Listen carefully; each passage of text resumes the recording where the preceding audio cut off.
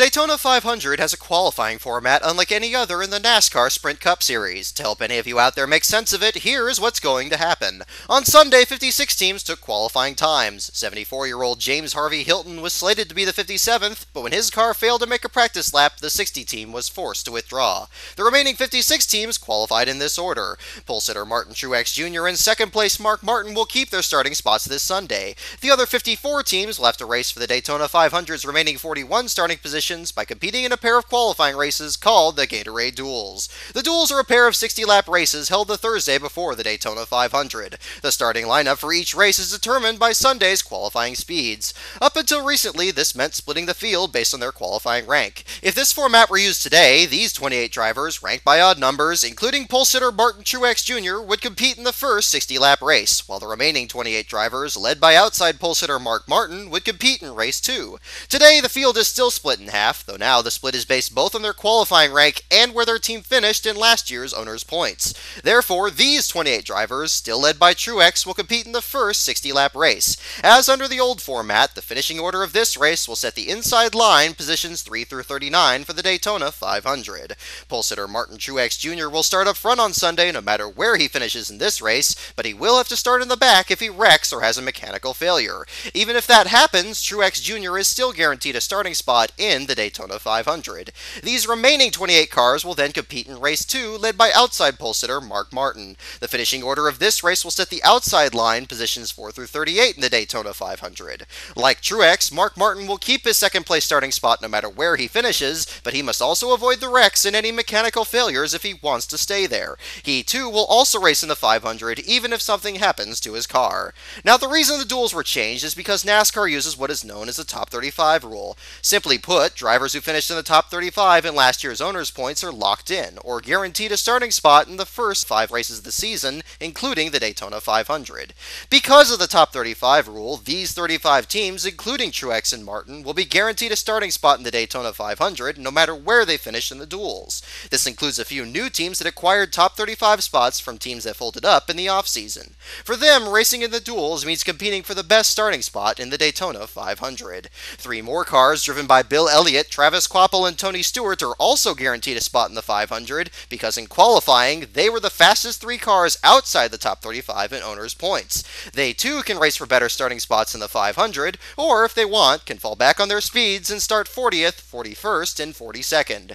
NASCAR also allows the most recent past champion not already qualified to make the 500 by awarding him the past champion's provisional. With 1988 champion Bill Elliott and 2002 and 2005 champion Tony Stewart locked into the field on their qualifying speeds, this will lock in 1984 and 1996 champion Terry Labonte. If Labonte chooses to rely on his qualifying speed, he will take the 43rd and final starting spot.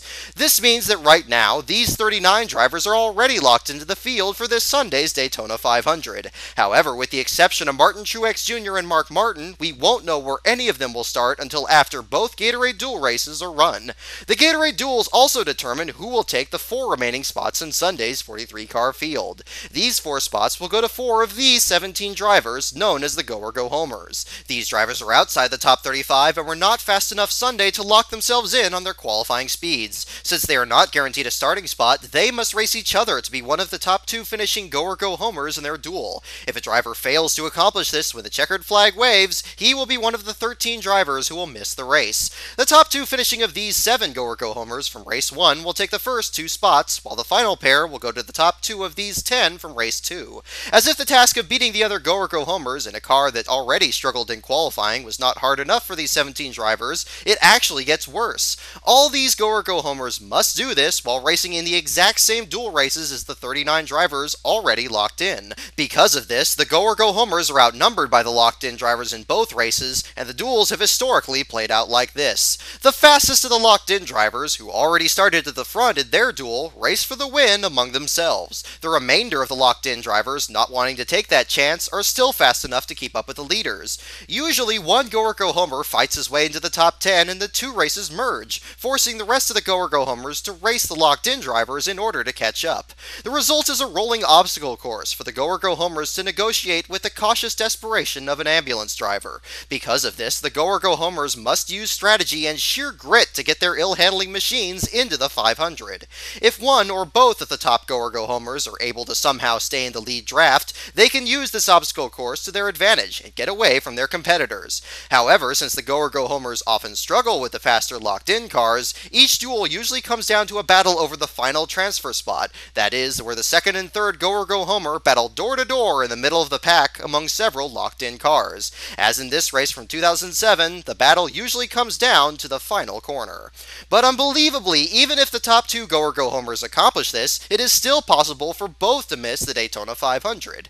Now, on the one hand, even if all the drivers who finished in the top 35 in last year's Owners' Points beat all 17 of the Go-Go homers, the top two Go-Go homers from each duel will still make the Daytona 500. However, this is not the case if all the Go-Go homers lose to Bill Elliott, Tony Stewart, Travis Kvapil, and Terry Labonte. Although these four drivers are already locked into the field, they are still outside the top 35 and are thus capable of preventing any of these 13 Go-Go homers from making the Daytona 500. This is the case because even though Elliott, Stewart, and Kvapil were already locked into the 500 on their qualifying speed, and Labonte has a past champions provisional, racing their way ahead of all the Go-Go homers in their race means they don't have to fall back on their speeds and start from 40th on back. Since this leaves open a position outside the top 39 that is not determined by the finishing order of either duel, but on qualifying speeds, this opens the door for these Go-Go homers to make the field because they are the fastest four Go-Go homers not already locked in.